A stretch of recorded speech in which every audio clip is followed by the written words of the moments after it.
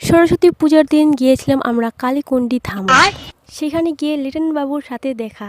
ও sorry. তো hello guys, 11 2 22। এই ডায়লগটা কার বলো তো?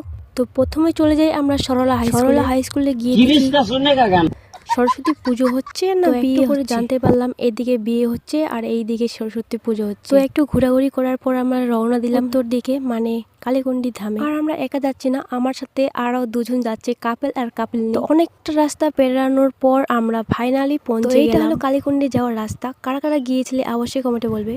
রাস্তার ভিড় দেখে আমার মনে হচ্ছিল এখানে মুঝে আপনি ঘর জানা হ্যায়। রাস্তার জ্যাম দেখে আমার তো মাথাটা পুরো একদম পাগল হয়ে গেছে।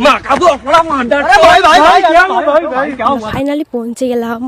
তো প্রথমে আমরা জুতো খুলি, কারণ মন্দিরে তো চারিদিকে ঘুরে দেখার পর আমার রিয়াকশন, ও গড একবার দিলা দে।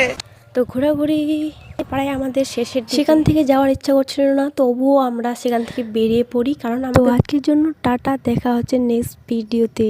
ভিডিওটা ভালো লাগলে একটা অবশ্যই লাইক করে যেও।